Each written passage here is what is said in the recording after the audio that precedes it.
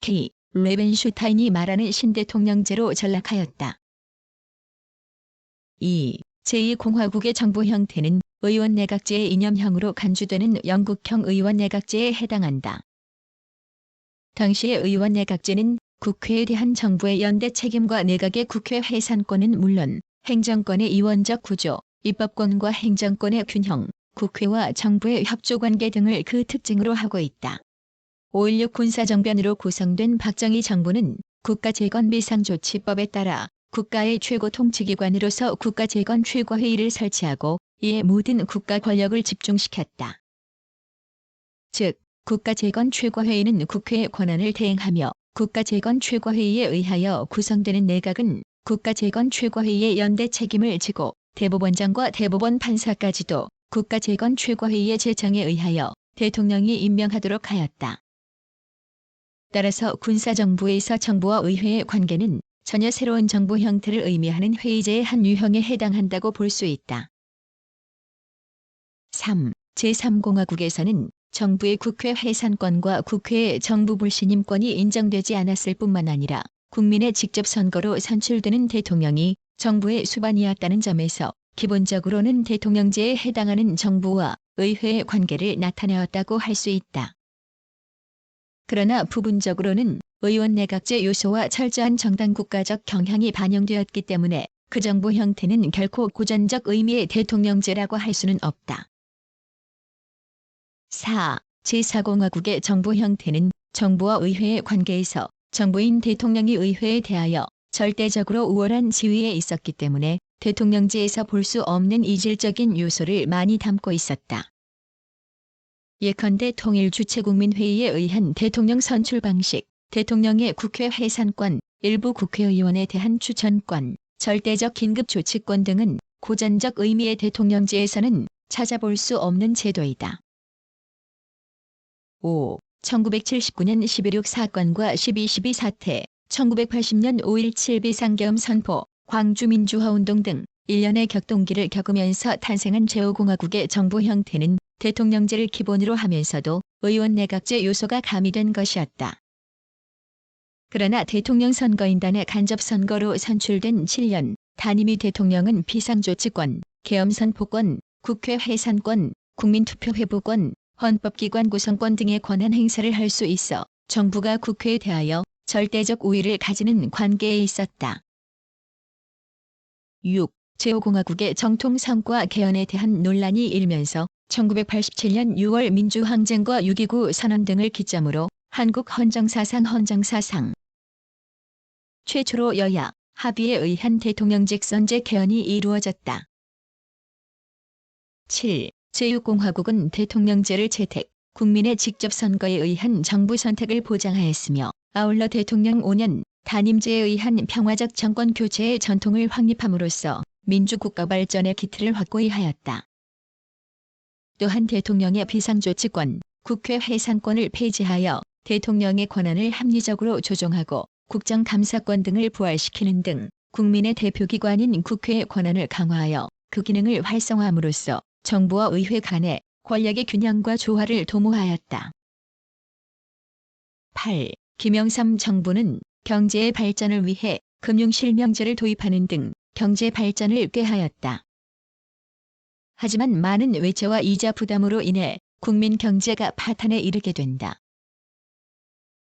9. 김대중 정부는 제2의 건국운동을 펼치며 나라 경제를 재건하기 위해 노력하고 있다. 이를 위해 부정부패 척결, 기업의 구조조정 등을 행하고 있다.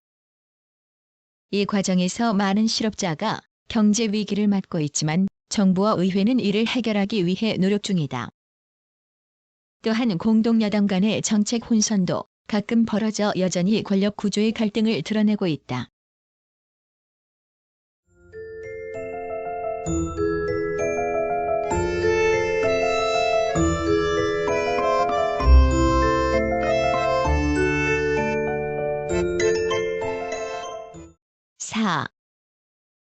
사법제도.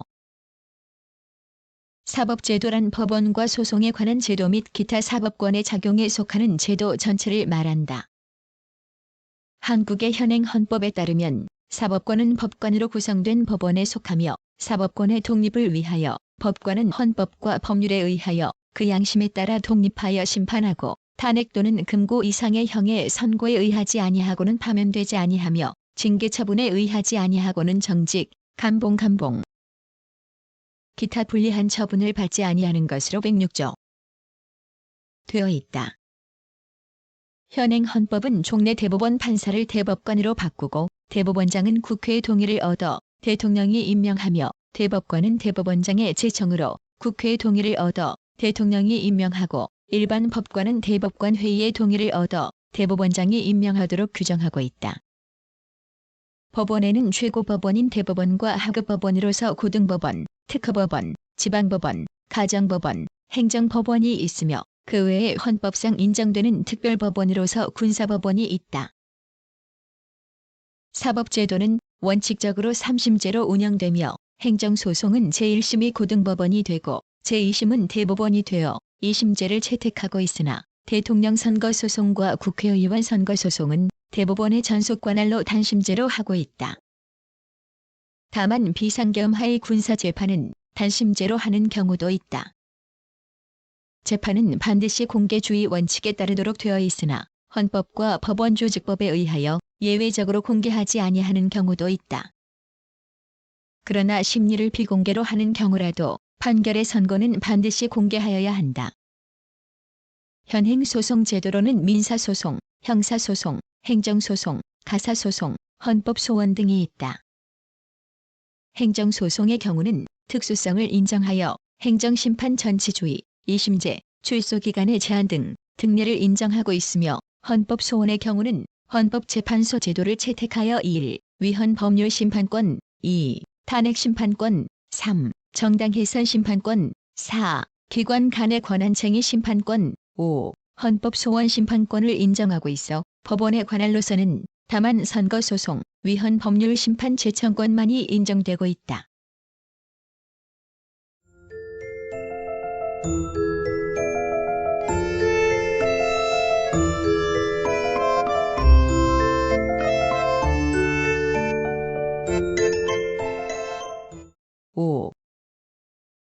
지방자치.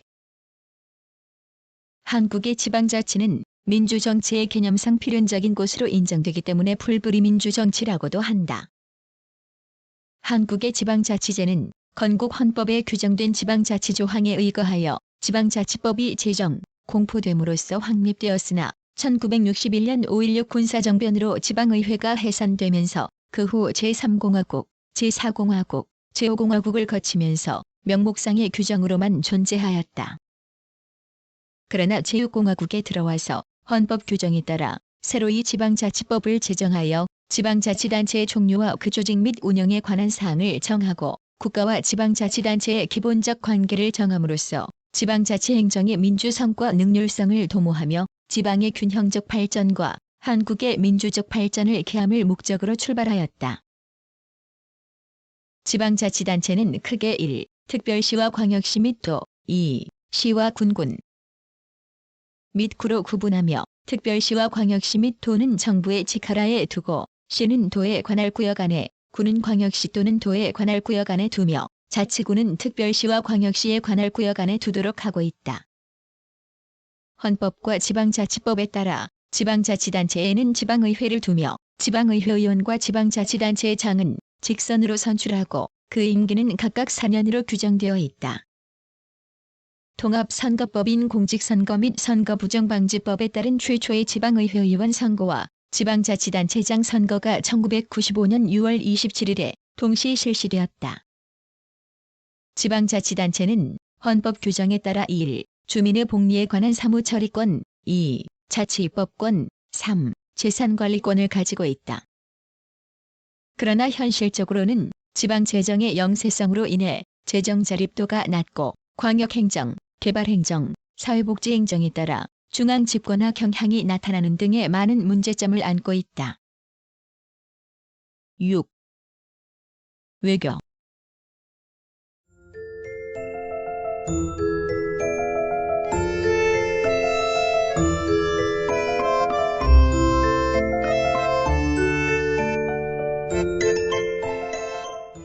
1. 개관. 한국 정부는 안보, 경제 복지, 국위 선양, 조국 통일을 외교 정책의 기본 목표로 삼고 구체적인 상황 변화에 따라 그 우선순위와 내용을 조정해 나갔다. 건국 이래 오늘에 이르기까지의 역사를 돌이켜보면 한국은 분단이라는 특수한 상황과 미약한 국력 때문에 주변 정세나 국제 질서에 영향을 주기보다는 이에 적응하는 형태로 외교 정책을 수립해왔다고 볼 수 있다. 또한 상황 변화에 대한 장기적인 예측을 할 수 없었고 외교적 선택이나 영향력의 범위도 극히 제한되어 있었다. 그럼에도 불구하고 한국 정부의 외교 정책은 발전을 거듭하여 그 활동 범위가 계속 확대되어 왔다.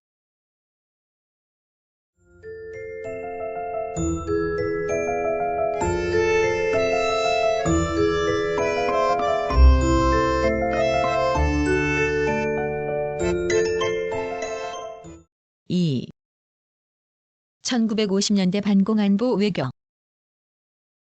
1950년대는 동서냉전 체제와 세계 정치 질서의 양극화 현상의 영향을 받아 한국의 경우 6.25 전쟁과 국토 분단을 초래함으로써 반공국가의 건설과 안보가 주요 과제로 제기되었다. 특히 이데올로기가 강조되었던 냉전 체제 하에서 세계의 국가들은 자국의 국방과 안전을 도모하기 위하여 미국 또는 소련과 긴밀한 유대 관계를 유지하였다. 이에 한국의 안보 외교 정책도 미국을 비롯한 자유진영 간의 유대를 강화하는 방향으로 진행되었고 한미 공동방위 조약의 그 주축이 되었으며 이를 기초로 대외 외교도 강화되어 유엔의 지원을 받을 수 있었다.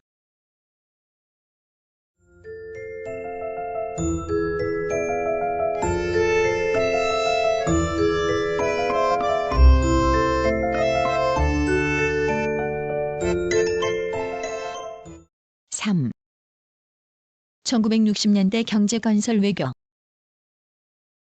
1960년대 한국의 국내 정치는 4.19 혁명과 5.16 군사정변으로 격동기에 있었으나 국제적으로는 냉전 체제의 완화와 더불어 제3세계가 국제정치의 새로운 세력으로 대두되었다. 이러한 변화에 따라 한국 정부는 경제 발전을 국가의 최우선 목표로 설정하였다. 특히 경제 건설이 수출과 국제 협력을 바탕으로 추진됨에 따라 경제 외교에 중점을 두었고 한일 회담의 타결과 수출 진흥 및 차관 도입을 위한 외교 활동을 적극 전개하였다. 이와 함께 중립국에 대한 외교 활동도 활발히 전개하여 수출 증대와 국위 선양에 기여하였고 안보 면에서도 한미 간의 유대 강화와 에스펙의 창설 및 월남 파병을 통하여 보다 적극적인 자세를 취할 수 있었다.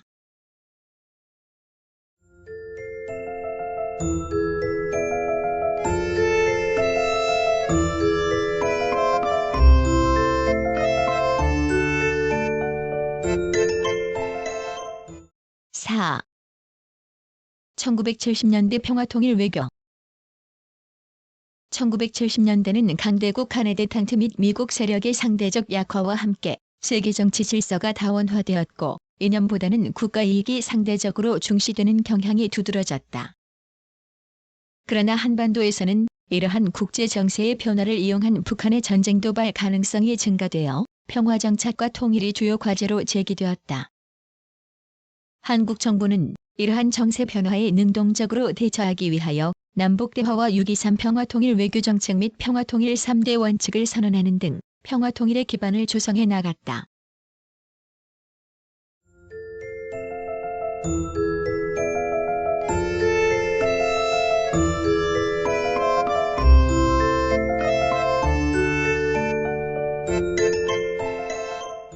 (5) 1980년대 선진 북방 외교. 1980년대 제5공화국의 국정지표는 선진조국을 건설함으로써 민족의 염원인 조국 통일을 평화적, 민주적으로 달성하는 것이었다. 이를 위하여 정부는 한반도에서의 전쟁을 억제하고 평화를 정착해야 함은 물론 한미안보 체제의 유지, 강화 및 주한미군의 주둔, 자주 국방의 달성을 위하여 미국과의 협력을 유지하는 한편 일본 등 기타 우방국들과의 협력관계도 강화해 나갔다. 또한 북한에 의한 전쟁 발발의 억제와 남북한 간이 대화 및 교류 증진, 4강의 남북한 교차 승인, 남북한의 유엔 동시가입 등과 관련하여 공산권 국가들과도 적극적인 외교적 접촉과 교류를 추진하였다. 제6공화국에 들어와서는 북방정책이 추진되고 북한에 대한 기존의 소모적 경쟁 외교를 지향함에 따라 대북우위 확보에 중점을 둔 제5공화국의 정책 기조의 변화가 이루어졌다. 1987년 민자당 총재 노태우의 77 선언이 바로 이러한 변화를 반영한 것이다. 그리고 한국 경제는 수출 주도형이므로 정부는 지속적인 수출 증대와 기술 및 자본 투자의 증진을 통하여 대외 진출을 확대하는 데 적극적인 자세를 취해왔으며 이러한 대상에는 공산권 진출도 포함되어 있었다. 특히 자원빈국인 한국은 지속적인 경제 발전을 위하여 자원의 안정적 확보가 절실하기 때문에 자원 보유국들에 대한 경제 외교도 강화해왔다.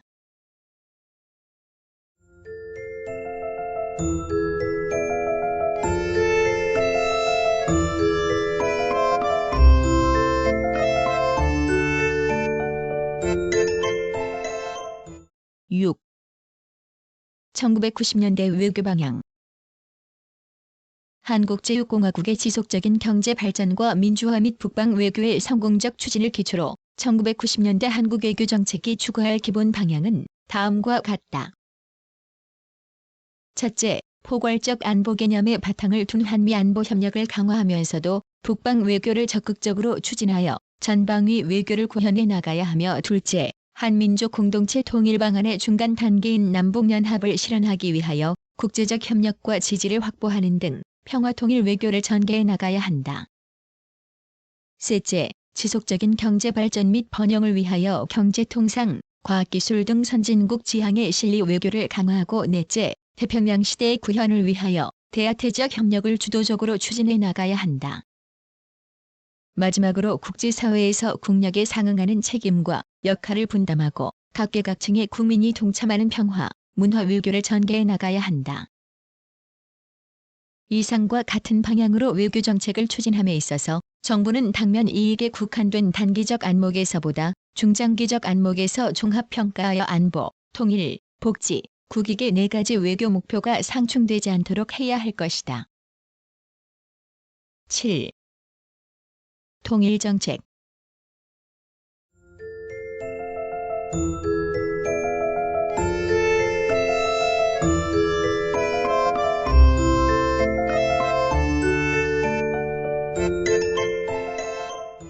(1) 제1공화국. 한국은 1948년 초기부터 유엔 감시하에 남북한 총선거라는 통일 방안을 제시하였다. 그래서 그해 8월 제헌국회는 결의문을 통해 북한에서 자유선거를 실시하여 한국 국회에 공석으로 남아있는 100석의 의석을 채우도록 촉구한 바 있다. 6.25 전쟁 직후에는 통일 문제를 미수복 지역에 대한 수복의 개념으로 보고 무력에 의한 북진 통일을 주장하기도 하였다. 그러나 이승만 정부는 제네바 회담 이후 유엔 감시하에 남북한 총선거에 의한 통일을 정책 기조로 삼았다.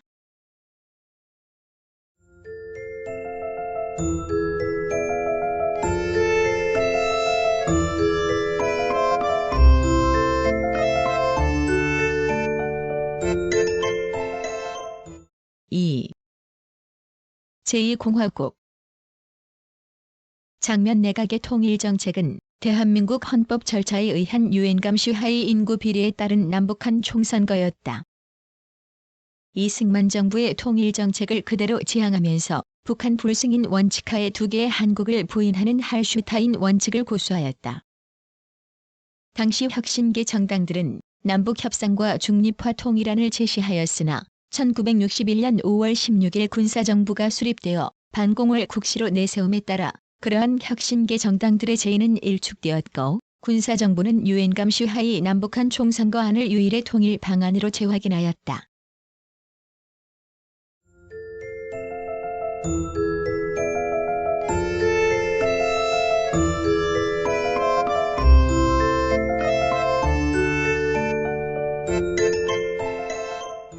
(3) 제3공화국. 박정희 정부는 장면 내각의 통일정책을 그대로 이어받으면서 선건설 후 통일이라는 원칙에 보다 역점을 두어 통일 방안의 논의보다는 통일을 위한 역량을 배양하는 데 힘쓰는 통일 역량 배양 정책을 내세웠다. 즉, 북한을 제압할 수 있는 힘의 우위를 확보한 후에 한국의 제도를 북한에 확대해 나가자는 것이다.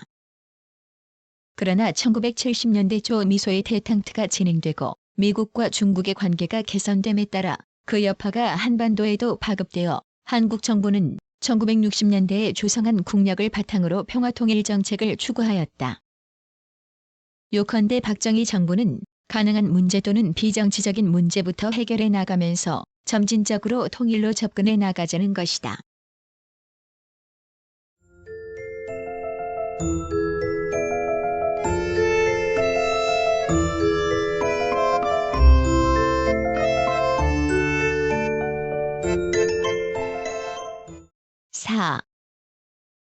제4공화국 제4공화국은 1973년 6월 23일 평화통일에 대한 외교정책 특별선언을 발표하고 대북정책과 통일정책을 일원화시켰다. 이 선언을 통해 한국 정부는 남북한 유엔 동시가입에 반대하지 않으며 이념과 체제를 달리하는 국가와도 문호를 개방할 것을 천명하였다.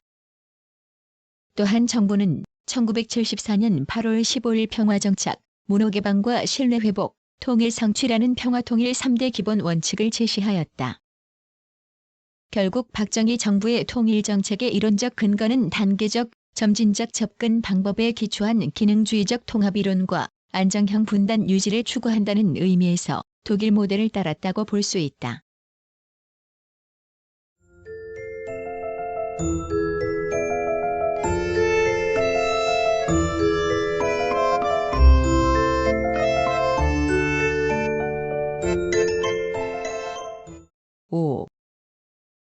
제5공화국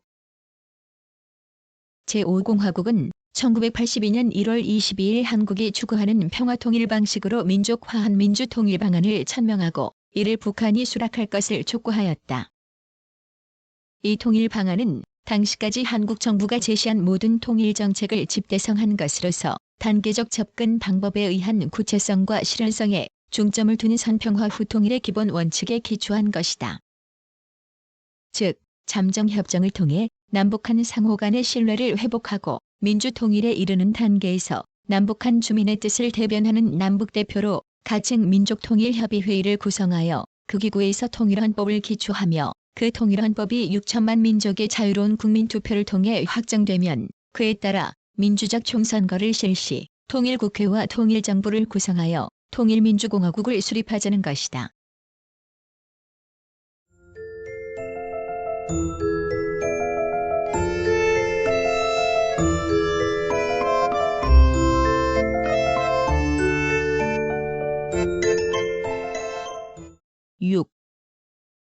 제6공화국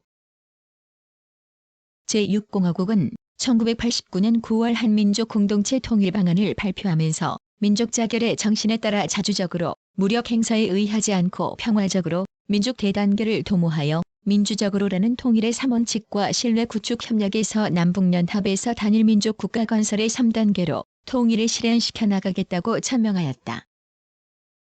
통일의 과도기적 체제로서의 남북연합은 남북관계 전반에 대한 최고협의 결정기구로서 남북정상회담을 두고 남북한 정부대표로 구성되는 남북강요회담과 남북한 동수의 국회의원으로 구성되는 남북평의회를 설치하도록 하였다.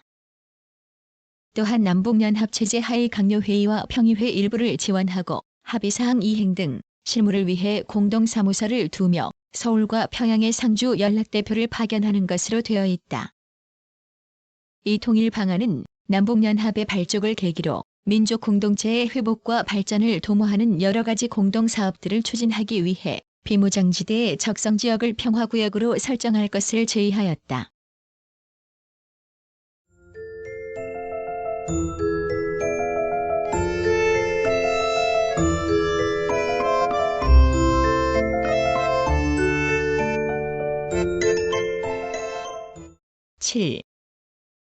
김영삼 정부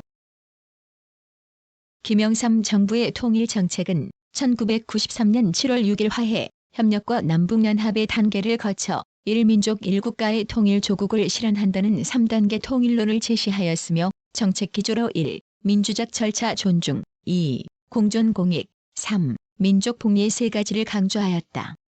3단계 통일론은 첫째, 남북한이 냉전 구조의 산물인 적대와 불신 관계를 청산하고 신뢰를 회복해 나가면서 화해와 협력의 관계로 발전하는 단계이며 둘째, 남북한의 관계 개선이 어느 정도 활성화되고 정례화되면서 제도화된 남북기구들이 나타나는 남북연합의 단계이고 셋째, 남북평의회에서 제정한 통일헌법을 바탕으로 1민족, 1국가, 1체제, 1정부의 형태로 통일을 이루는 통일국가 단계이다. 한편 김영삼 정부는 김일성 사망 등 급변하는 한반도 정세에 맞추어 종합적 통일 청사진으로서 한민족 공동체 건설을 위한 3단계 통일 방안을 천명하였다. 이 통일 방안은 약칭 민족 공동체 통일 방안 또는 공동체 통일 방안이라고도 한다. 이 통일 방안의 기본 철학은 자유와 민주를 핵심으로 하고 일체제, 일정부를 궁극적인 목표로 삼고 있다. 그리고 통일 과정에서는 국가 통일보다는 민족 통일을 우선시하고 특히 7천만 한민족 공동체 통일과 자유민주주의 체제를 강조하고 있다.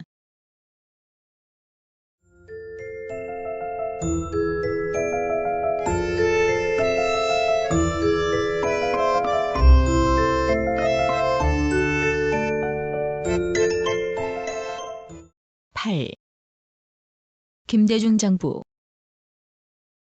한반도의 평화, 이것이 미국, 일본, 중국, 러시아 4대 강국 간의 가장 중요한 공통적인 과제로 제기되고 있고 역으로 말하면 한반도 상황이 그만큼 불안정하다는 것이며 이는 한반도의 평화가 곧 동북아의 안정과 번영에 직결되고 있음을 뜻하는 것이다.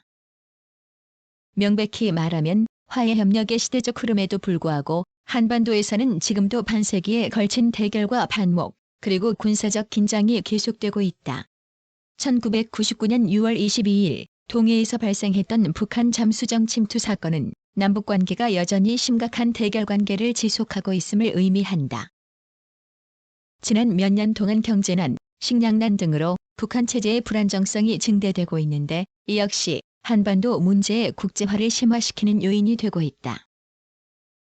정부는 통일 문제의 국제화를 방지하면서 통일 문제만은 민족 내부 문제로 처리할 수 있는 환경과 분위기를 조성해 나가야 되겠다는 것을 강조하고 있다. 김대중 대통령은 통일은 또한 남북 당사자 원칙과 자주, 평화, 민주의 통일 3원칙에 입각하여 점진적, 단계적으로 실현되어야 함을 강조했다. 반세기에 걸친 적대와 반목으로 상호 불신과 이질화가 심화된 상황에서 남북 간 합의에 의하지 않는 일방적이고 급진적인 통일은 우리 모두에게 엄청난 충격과 혼란을 가져다 줄 것이 명백하므로 이러한 방식의 통일은 피해야 한다는 것이다. 새 정부가 실사구시적 차원에서 남북 간 대결 구도를 화해협력 구도로 전환하는 데 주력하기로 한 것은 바로 이러한 현실인식의 바탕을 두고 있기 때문이다. 김대중 정부는 대북 정책의 목표를 평화, 화해, 협력의 실현을 통한 남북관계의 개선으로 정했다. 이를 위해 세 가지 원칙을 설정했다. 첫째, 남북 간의 평화를 파괴하는 일체의 무력 도발을 허용하지 않고 둘째로 북한을 흡수 통일한다, 안 한다 이런 얘기는 고사하고 흡수 통일 자체를 배제한다. 셋째로 이 두 전제하에서 남북 간에 공존하면서 화해, 협력의 길을 적극적으로 모색해 나간다는 것을 대북 정책의 세 가지 원칙으로 설정한 것이다. 즉, 북한에게 변화를 강요하는 것이 아니라 보다 많은 접촉과 대화, 그리고 협력을 통해 북한 스스로 변화할 수 있는 여건과 환경을 조성해 나가야 한다고 보고 있다.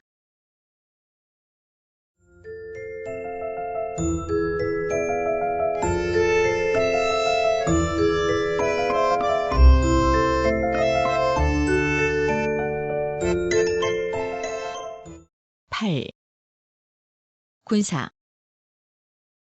1946년 1월 15일 국방경비대가 창설되면서 사관학교가 개교하게 되어 병사들을 모집함으로써 통일된 조직을 갖춘 군사기구가 형성되었다. 그러나 모스크바 삼상회의에서 결의된 신탁통치안의 집행과 문제점을 토의하고 있던 당시의 상황에서 미국이 단독으로 남한 지역에 정식 국방군을 조직한다는 것은 곤란한 일이었으므로 국방경비대는 그 출발부터 정규군으로서가 아니라 국내의 치안 질서 유지와 주요 시설의 경계 등을 주 임무로 하는 기존 경찰의 보조 예비대라는 성격을 띠고 창설되었다. 이처럼 국방경비대는 독립국가의 정식 군대가 아닌 관계로 군대 장비를 제대로 지급받을 수도 없었고, 게다가 일본식 군대에서 미국식 군대로 갑자기 바뀌면서 혼란을 경험하였다.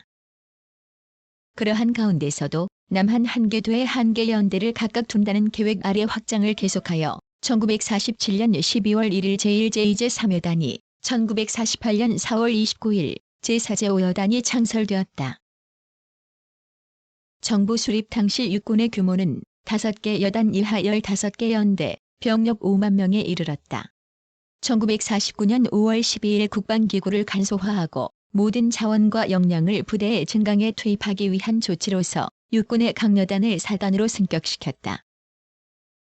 그 결과 육군은 제1, 제2, 제3, 제5, 제6, 제7, 제8 사단을 보유하게 되었고, 서울에는 수도경비사령부가 창설되어 6.25 전쟁 당시에는 8개 사단이 있었다. 이후 3년간의 전쟁을 겪으면서 한국군은 풍부한 실전 경험과 화력 증강으로 전투력이 향상되었으며, 연속해서 생기는 훈련소에서 공급되는 인원으로 인해 작전부대의 재편성과 증사를 가져오는 결과를 낳았다. 1950년 11월경에는 한국군의 규모가 10개 사단으로, 1952년 11월에는 12개 사단으로, 1953년 2월에는 14개 사단으로 확장되었다. 교착된 전선에서의 전투 손실은 크게 감소한 반면 신병은 매주 7,200명 정도로 계속 보충되어 1953년 4월에는 한국군의 실병력이 미국의 허가선인 46만 명선을 돌파하였다. 이에 유엔군 총사령관은 한국군의 인가 병력을 65만 5천 명으로 증가시키고 20개 사단을 한국군 건설의 최종 목표로 삼는다는 계획을 수립하였다. 그에 따라 육군 본부는 그해 4월 21일 양양에 제22사단과 제25사단을, 6월 18일 논산 제2훈련소의 제26사단을, 광주의 제27사단을 창설하여 총 18개 사단을 보유하게 되었고, 나머지 2개 사단은 한미 간의 갈등으로 말미암아 그 편성이 지연되어 휴전 이후에 이루어졌다. 한국군의 건군 과정은 휴전에 즈음하여 현대적인 군사기구를 완성함으로써 일단락되었고, 이후에는 한국군 고유의 군사전통과의 조화를 모색해 나가는 가운데 군사적 근대화와 국방체제의 발전을 이루게 되었다.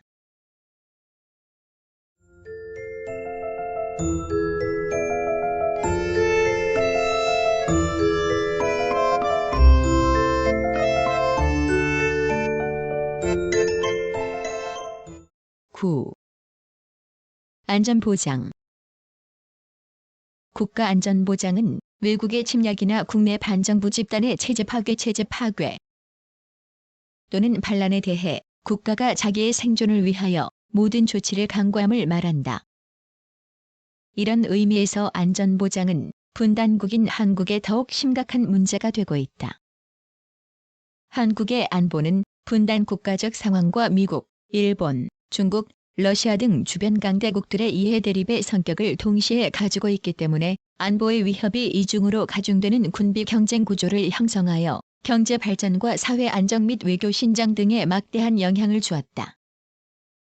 지금까지 분단국으로서의 한국의 안전 보장에 대한 위협은 대체로 다음과 같은 특수성을 지니고 있다.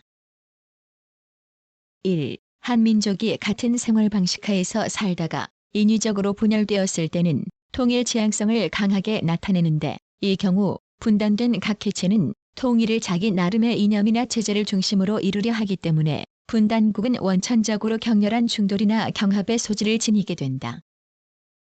더구나 남북한은 6.25 전쟁까지 경험함으로써 적대감과 불신감이 더욱 심화되어 왔다. 2. 지정학적으로 한반도는 북한을 지원하는 중국이나 러시아와 육속되어 있고, 한국을 지원하는 미국이나 일본과는 해양으로 떨어져 있는 데다가 한국 인구의 24%와 정치, 경제, 군사 등의 모든 분야가 집중되어 있는 수도권이 휴전선에 너무 근접해 있어서 북한의 전격전의 취약성을 안고 있다. 그러나 최근 세계 정치의 탈냉전화와 동북아 지역 질서의 재편, 남북한의 유화정책, 독일의 통일 등으로 안전보장에 대한 위협이나 안보 상황이 달라지고 있으며, 이에 따라 그 대상과 내용에서도 근본적인 변화가 일어나고 있다. 과거의 냉전 체제하에서는 북한의 적화 통일과 군사 도발만을 위협의 대상으로 삼고 안보 문제를 군사적 측면이나 정치 이념적 차원에서만 다루었으나 최근에는 경제적인 측면에서의 국가 능력이 강조됨에 따라 군사 능력뿐만 아니라 경제, 과학, 사회, 문화 등 전 영역에서의 국력의 강화가 안보 정책의 근간을 이루게 되었다. 또한 한미연합 전략과 미국 정보통신 체계에 주로 의존해오던 기존의 대미 군사관계의 편중에서 점차 탈피하여 자주 국방체제의 확립을 위해 노력하고 있다. 그리고 안보 문제에 대한 전통적 개념이 약화되고 그 의미가 확대되면서 지금까지 안보 정책의 독점적 주체였던 정부의 기능과 역할에 대한 인식에도 변화가 나타나고 있다. 즉, 새로운 안보 상황에 대응하여 국가 전체가 동원할 수 있는 총체적 역량을 결집시키기 위해서는 정부의 독점적 지위를 낮추고 국민적 자발성과 안보 문제에 대한 포괄성을 중시하는 방향으로 나아가야 한다는 것이다. 7. 경제.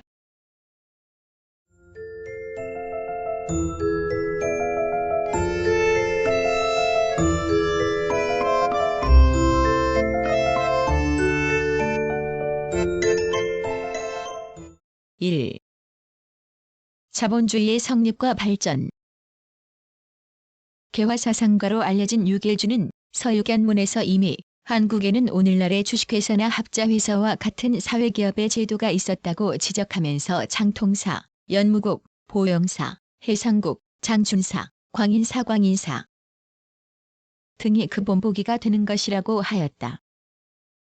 이런 사례로 미루어 개항기에는 상공업 분야에 근대적인 경영 방식이 형성된 것으로 볼 수 있다.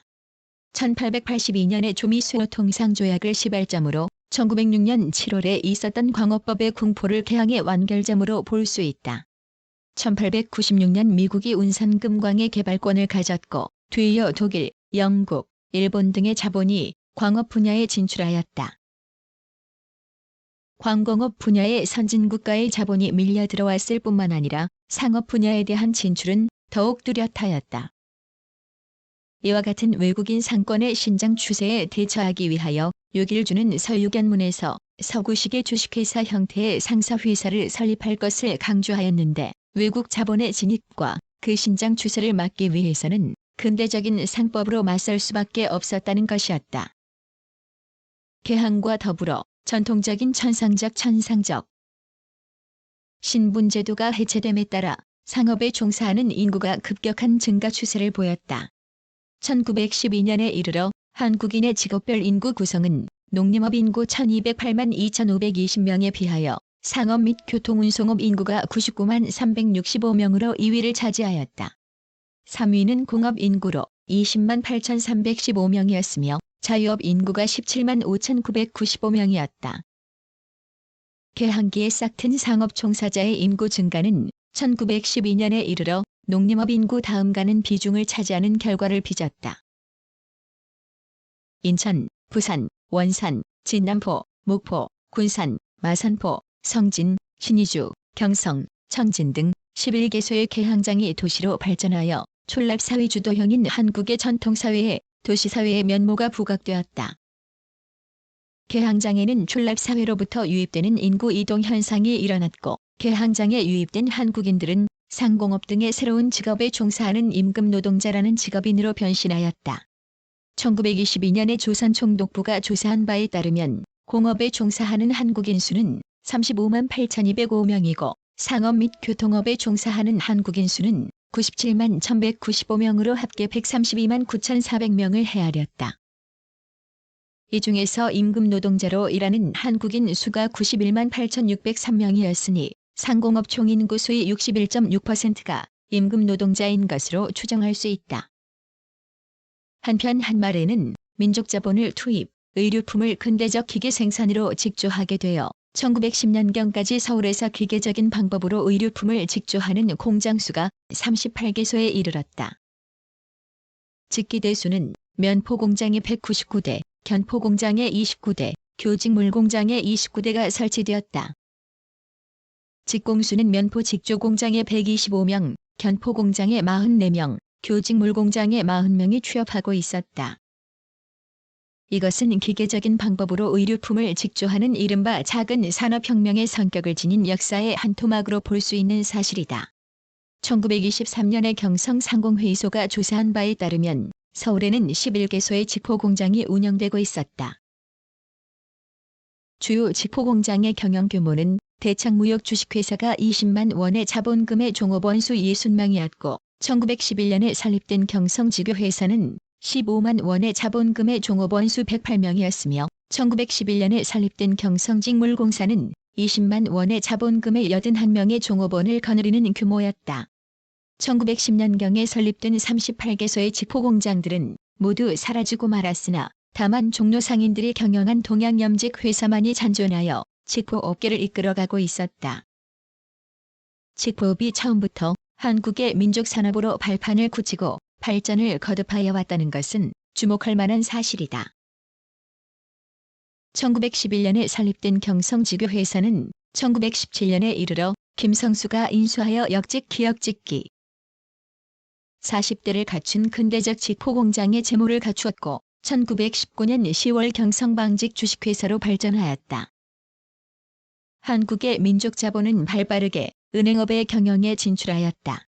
1897년 한국의 귀족층과 상인층을 상대로 일본인들이 은행업의 경영을 권유하여 한성은행이 설립되었는데 이때부터 1920년에 이르기까지 민족자본에 의하여 13개의 은행이 설립되었다.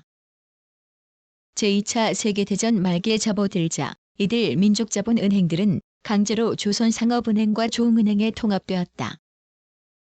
그리고 은행업이 전비 조달의 창구로 이용됨에 따라 민족자본은 모조리 전쟁 채권으로 휴지화되었다.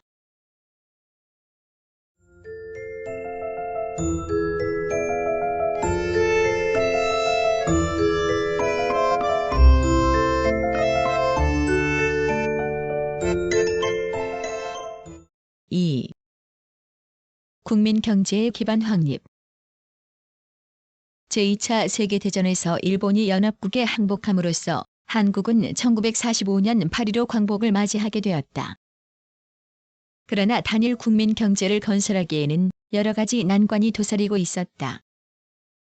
전쟁의 인적, 물적 차원이 강제 동원되어 민족 경제는 황폐된 데다 남북으로 분단되어 생산체제가 혼란을 겪게 되었다. 남한에 남아있던 생산시설은 일본 내의 산업과 계열화되었고 북한으로부터의 전력 공급이 끊겨 가동이 거의 불가능하였다. 한편 해외로부터 교포들이 유입하고 월남인들이 늘어나 비축물자는 바닥나고 생활필수품은 품귀 현상을 보였다. 이를 해결하기 위하여 미군정 당국은 3년 동안 점령지역 구호 계획 캐리어 자금에 의한 약 4억 6,034만 달러를 원조하였다.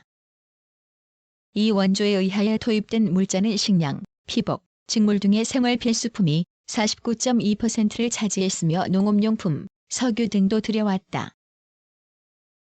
당시 무허가 사무역에 상행하였는데 일본으로부터 품귀 물자를 수입하였고 중국의 마카오, 홍콩 등과도 물자 교역이 이루어져 긴급한 민생 문제를 해결하였다. 그러다가 1948년 자유민주체제의 정부가 수립되면서 국민 경제의 건설을 시도하게 되었다. 이승만 정부는 국민의 여론을 수렴하여 국민 각 계층을 위한 정책을 제시하였다. 농지개혁을 실시하여 소작제를 철폐시킬 것과 기업 활동을 보장하여 개인의 창의를 발휘케 하며 근로자들에게도 이익이 균점되게 하겠다는 것이었다. 6.25 전쟁까지 2년간에 걸쳐 실시되어 면방직 공업의 시설 복구와 개선에 힘써 일제강점기 말의 수준을 능가하기에 이르렀고 전력은 수력, 화력발전소를 건설하여 1948년 말에는 27만 2,825만 킬로와트의 전력을 공급할 수 있었다. 석탄 생산은 정부의 재정금융 지원으로 8.15 광복 후 대비 5배나 늘어났다. 그러나 이러한 회복세는 6.25 전쟁으로 인하여 끝나고 말았다. 남한이 입은 경제적 피해는 생산시설의 42%, 공장 건물의 46%가 파괴되는 막대한 것이었고 사회 간접 자본을 비롯하여 산업활동의 중추 부문을 잃게 되었다. 특히 한국 산업의 심장부로 불리던 경인 지방에 밀집해 있었던 섬유 공장은 거의 다 파괴되었다. 더욱 격심한 피해는 전비 조달을 위한 재정 금융 측면에서 찾아볼 수 있다. 막대한 재정 지출을 중앙은행에서 차입했기 때문에 통화 발행액이 격증하여 인플레이션을 가속시켰다. 물가 상승은 가히 폭발적이어서 전국 도매 물가 지수는 1947년을 100으로 할 때 전쟁이 끝난 1953년 말에는 5,446%로 치솟았다. 이러한 경제 여건에서 기업은 장기적인 생산 활동보다는 유통 부문에 집중하였고 인플레이션 체질이 뿌리내리게 되었다. 전후복구를 위해서 외국 원조를 적극 받아들이기로 한 정부는 1952년 미국과 경제조정에 관한 협정을 체결하고 1954년에는 한국경제 원조에 관한 대한민국과 국제연합 한국재건단과의 조약을 조인하였다. 1953에서 1961년 미국으로부터 약 22억 8천만 달러를 무상 제공받았고 부족한 재원은 산업복구국채 및 산업금융채권으로 충당하였다. 이 기간 중 연평균 4.7%의 경제성장률을 보였으며 공업 부문의 비중이 1960년에는 20.5%로 커져 산업구조가 개선되었다. 1950년대 후반에 제분, 제당업은 급속히 발달하여 1960년대 초에는 생산 과잉을 나타냈으며 섬유, 화학, 제지, 공업 등도 비교적 활발하였으나 제철, 제강, 기계공업 등의 부문은 크게 발전하지 못하였다. 즉, 소비재 위주의 공업 건설에 치중하게 되고 기간 산업 부문은 경시되었으며 원료의 90% 이상을 수입에 의존함으로써 건전한 국민 경제의 발전에는 문제점을 보였다. 이와 같이 8.15 광복 후부터 1961년까지의 한국 경제는 여러 가지 문제점을 노출시켰으나 미군정 기간에는 제2차 세계대전의 전시체제를 철폐하였으며 이승만 정부의 12년간은 자유경제체제를 확립하고 6.25 전쟁의 전후복구 사업을 통해 국민 경제 건설의 기반을 닦았다고 할 수 있다.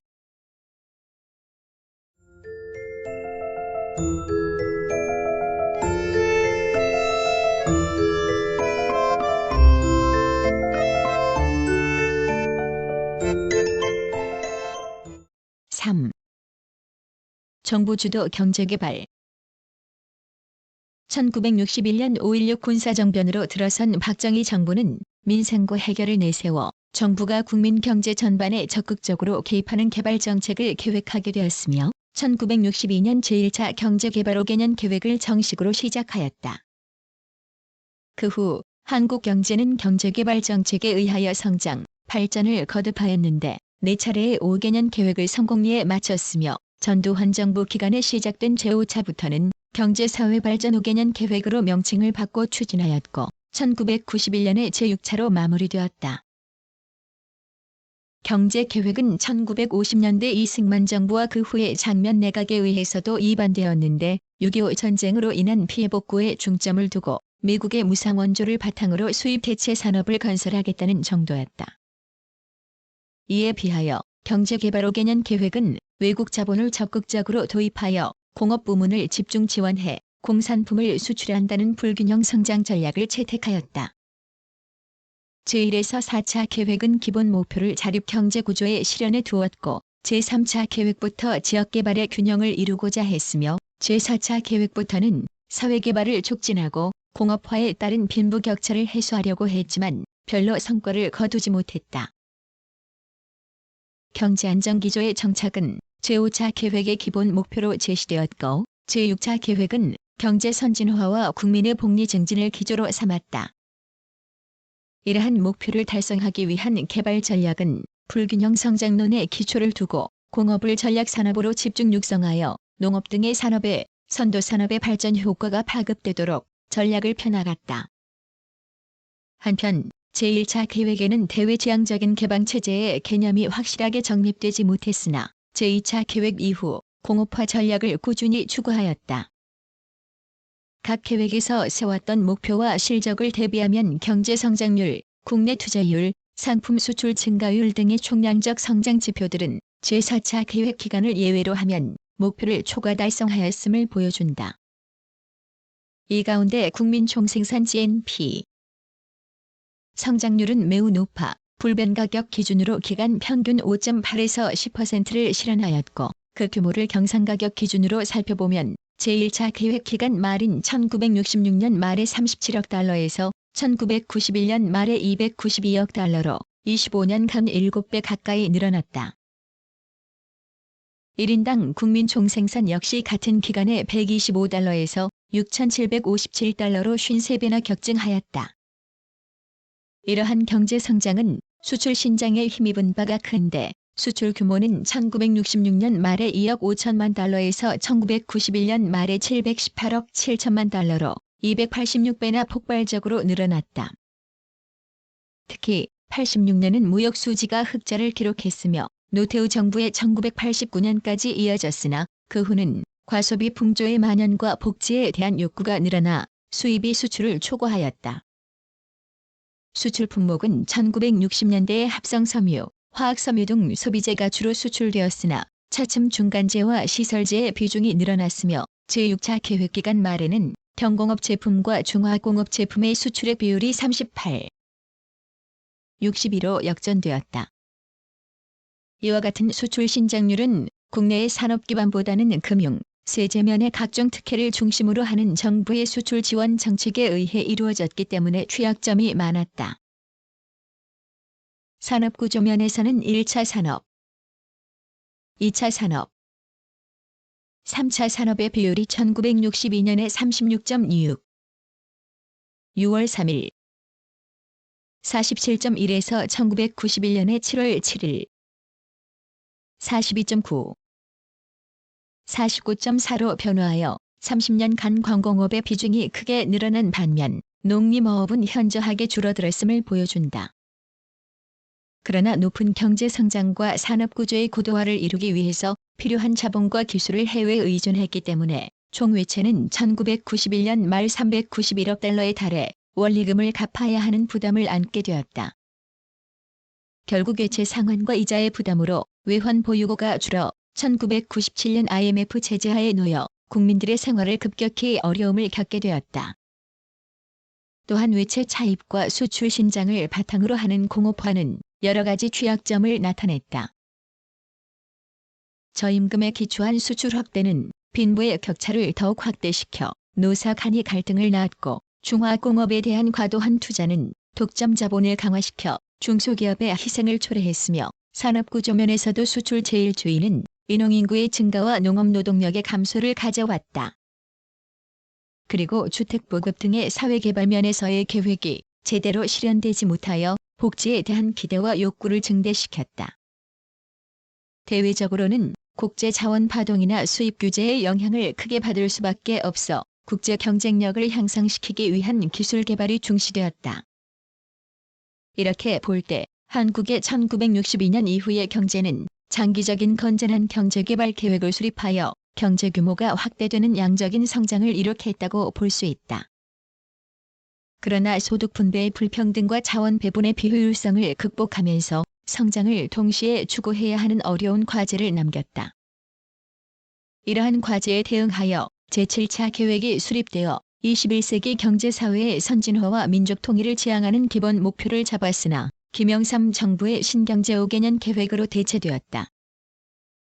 이 경제계획은 경제제도의 개혁을 통한 성장 잠재력의 극대화를 기본 목표로 삼고 있다.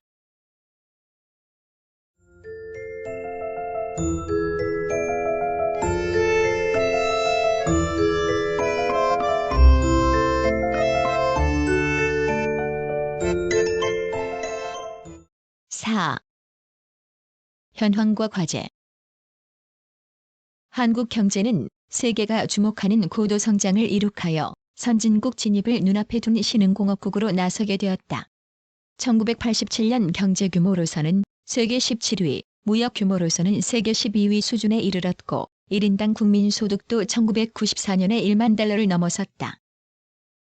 또한 1986년부터 이른바 삼저 현상의 후기를 맞아 수출이 가속화됨으로써 국제수지가 흑자를 기록해 그동안의 만성적인 국제수지 적자와 위체 압력에서도 벗어나기도 했다.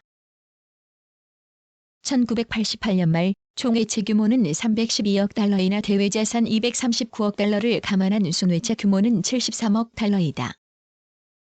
그러나 경제 규모의 팽창과 함께 세계 소개 지위 상승에 따라 우리 경제는 종전과 다른 새로운 국내외 여건 변화에 직면하였다. 대외적으로는 세계무역기구의 출범으로 GSP와 같은 국제무역의 특혜가 사라진 반면 발전 단계에 상응하는 책임과 역할이 강조되고 있다. 특히 국제수지 흑자가 대폭 확대됨에 따라 선진국의 한국 상품 수입 규제와 아울러 원화의 절상, 국내 시장 개방 압력이 거세졌다.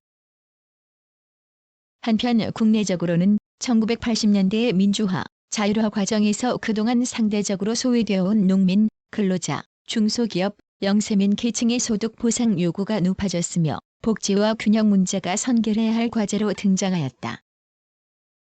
특히 임금 인상과 새로운 노사관계 정립 과정에서 기업의 수출 경쟁력이 약화되었으며 흑자에 따른 잉여자금의 확대가 부동산 투기 등으로 유동화되면서 인플레 압력을 높이는 가운데 개방화에 따른 수입 소비재 유입과 과소비 풍조 확산의 우려를 낳았다. 후발공업국이 선진 경제 진입에 성공한 예는 그다지 많지 않다. 우리 경제는 과거 일본의 이와는 달리 국제 경제 환경이 상대적으로 불리한 여건 속에 선진 경제로의 진입 시기를 맞이하고 있다. 향후 도래하는 국제화, 민주화, 지방화 추세에 대응하여 구조조정 과정의 충격을 최소화하고 동태적인 수출 경쟁력의 비교위를 어떻게 확보할 것인가가 최대의 과제이다. 따라서 국제화에 따른 국내 산업의 경쟁력을 제고하고 자율화, 민주화 과정에서 나타나는 복지 요구와 성장력을 조화시키면서 안정, 균형 성장을 지속하여 국민 경제의 질적 발전을 꾀하여야 한다. 이러기 위해서는 기업의 자립 체질 강화와 부동산 투자 등의 투기 심리 근절, 그리고 첨단 기술 부문에 대한 연구 개발 투기의 확충이 중요하다. 이러한 과제를 순조롭게 해결한다면 향후 21세기에는 선진 경제로 진입하는 새로운 전기를 맞게 될 것이다. 그러나 1998년 한국 경제는 1997년 말 발생한 외환 유동성 부족의 경제 위기로 심각한 어려움에 처해 있었으니 국제통화기금 등 국제기구로부터 유동성 자금을 지원받으면서 경제정책에 대해서도 국제통화기금과의 합의하에 외화 유동성 확보, 금융 및 기업 구조조정 등에 적극적인 노력을 기울인 결과 외환 금융시장의 안정을 되찾고 뒤이어 실물 경제도 개선되는 움직임을 나타내고 있다. 5. 산업.